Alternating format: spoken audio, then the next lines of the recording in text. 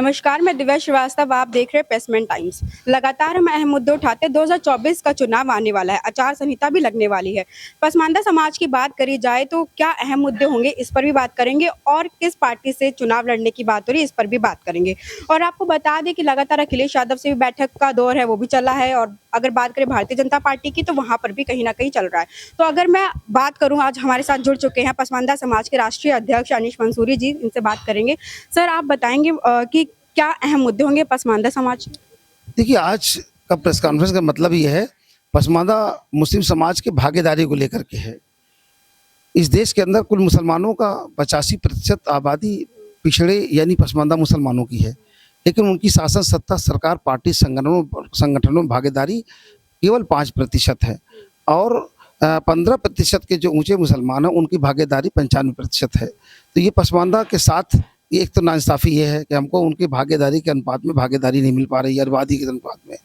इसलिए हम शासन सत्ता सरकार से ये आह्वान करते हैं और हम कहते हैं कि पसमानदा की आबादी के हिसाब से उनको सभी क्षेत्रों में उचित भागीदारी सुनिश्चित की जाए। अच्छा, अहम मुद्दा ये उठता है कि 2022 की अगर बात करी जाए तो प्रधानमंत्री नरेंद्र मोदी ने भी कहा था कि वो कहीं ना कहीं आपके साथ में है। तो क्या लग रहा है आपको कि हैं?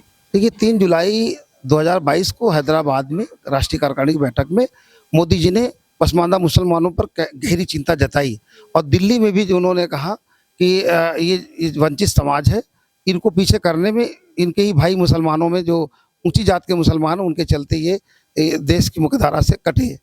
लेकिन हम पूछना चाहते हैं कि आपको भी लगभग 2 साल होने को है, आप केवल बोल ही रहे हैं। अभी तक आपने पसमानदा मुस्लिम समाज के लिए कोई ठोस कार्य योजना बनाया नहीं और ना तो लागू किया। लेकिन प्रधानमंत्री नरेंद्र मोदी हमेशा कहते हैं कि कहीं ना कहीं वो मुस्लिमों के साथ हमेशा से समर्थन में रहे हैं। समर्थन ये रहे कि जब जब से मोदी जी ने बोला है, चिंता जताई पसमानदा पे, तो अबुल कलाम आज़ाद फेलोशिप फेलोशिप जो मिलती थी उसमें अधिकतर पसमानदा मुसलमान के लोग ही उसका लाभ उठा रहे थे। उसको मोदी जी ने बंद कर दिया। धारा 341 संविधान के अंदर हमारा जो दलित मुसलमानों को हिंदू दलितों को बराबर आरक्षण का लाभ मिलता था, न्यायालय में मुकदमा था, मोदी जी ने वहाँ पर अपना पक्ष रखा सरकार का, वहाँ पर हम पसमानदा मुसलमानों के खिलाफ रहा। तो अब मोदी जी की समझ नहीं, बात तो पसमानदा की कर रहे हैं और लगातार पिछली सरकारों की जो योजनाएं हैं, जो सुविधाएं थी, आप उसको बंद करते जा रहे हैं।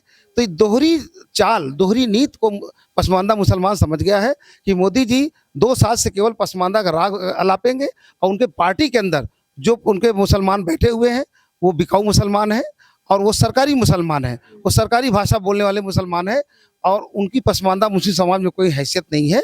इसलिए मोदी जी को चाहिए कि अगर सच में वो पसमानदा के हितैषी हैं तो हम सबकी मांगों को माने और पसमानदा मुस्लिम समाज को उनके आबादी के हिसाब से सबसे पहले भागीदारी दें और लोकसभा में टिकट दे करके अपने आप को साबित करें कि हम पसमानदा तुम्हारे हितैषी हैं।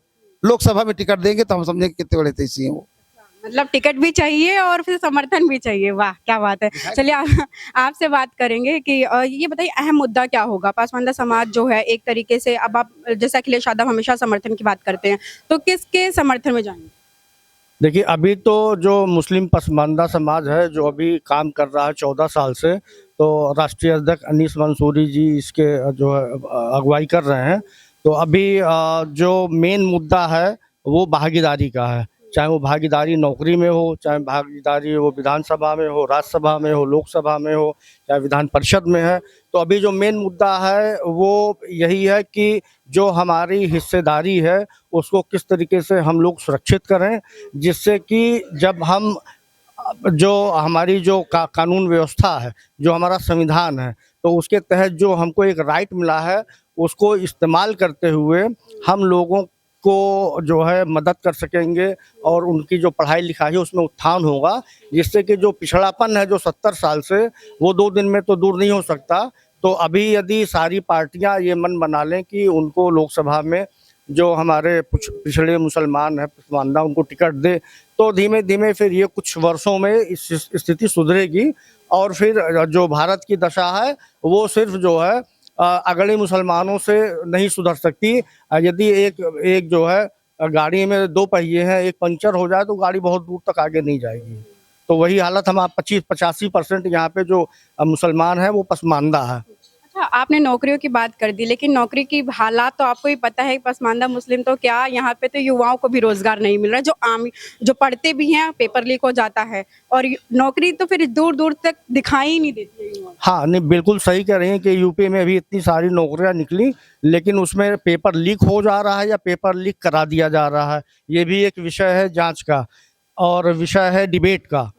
क्योंकि यदि एसपी, डीएम या यदि शिक्षा मंत्री चाहे जाए तो मेरे ख्याल में पेपर लीक हो नहीं सकता, ये असंभव जैसी बातें हैं। और पेपर एक बार लीक हो जाएगा, 2 बार, ये तो एक प्रथा बन गई है कि जब भी पेपर होता है तो लीक हो जाता है। तो कहीं ऐसा तो नहीं कि पेपर कराकर और ये 500 हज़ार करोड़ रुपए के जो फॉर्म बिकते हैं और पेपर एग्जाम कराने के नाम पे जो पैसा लिया जाता है वो एक राजस्व का हिस्सा बन गया है। अच्छा, हमारे साथ प्रदेश अध्यक्ष भी हैं, इनसे बात करेंगे, खुर्शीद जी हैं, इनसे बात करेंगे। सर, अब आप हमें क्लियर करिए कि किसके समर्थन में चुनाव लड़ा जाएगा? पसमानदा समाज किसके समर्थन में?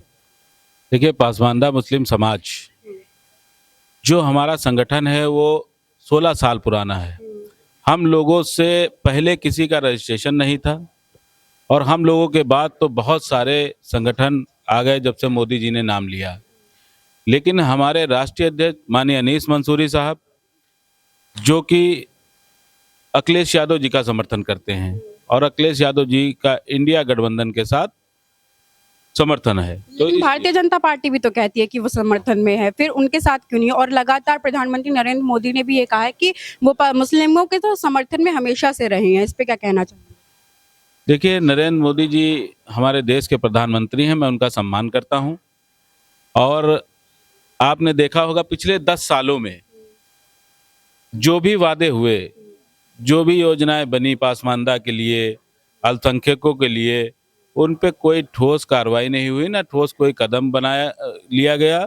और ये सारी बातें सिर्फ जुमलेबाजी ही साबित हुई, जो पिछले 10 सालों से कहते आ रहे हैं हमारे प्रधानमंत्री नरेंद्र मोदी जी। और पासमानदा को लेकर के भी उनका यही है। मतलब आप क्लियर है कि अखिलेश यादव के समर्थन में जाना है? बिल्कुल। और टिकट की बात करी जाए तो आप लोगों का कहना है कि ज़्यादा से ज़्यादा टिकटें मिले, लेकिन अगर भारतीय जनता, क्योंकि काफ़ी जो समाजवादी पार्टी के समर्थक है वो भारतीय जनता पार्टी में जा चुके हैं, तो आप लोग? देखिए, ऐसा है, हम लोग ईमान के पक्के हैं और पासमानदा मुस्लिम समाज जो कि पिछड़ा समाज है, वो कभी किसी को धोखा नहीं देता है। इसलिए हम लोग माननीय अखिलेश यादव जी को कभी धोखा नहीं देंगे। अगड़ी जाति के तमाम मुसलमान, तमाम हिंदू भाई हमारे समाजवादी पार्टी को छोड़ के बीजेपी में शामिल हो गए, लेकिन हम लोग कभी शामिल नहीं होंगे। अच्छा, आपसे बात करेंगे। सर, आप बताइए क्या लग रहा है पसमानदा समाज को लेकर के जो अहम मुद्दा होगा चुनाव को लेकर के, वो क्या होगा? पसमानदा मुस्लिम समाज का जो अहम मुद्दा है वो पसमानदा मुस्लिम समाज की भागीदारी को लेकर के है। पसमानदा मुस्लिम समाज को सभी राजनीतिक क्षेत्रों में, सभी सरकारी नौकरियों में, शासन सत्ता में भागीदारी चाहिए।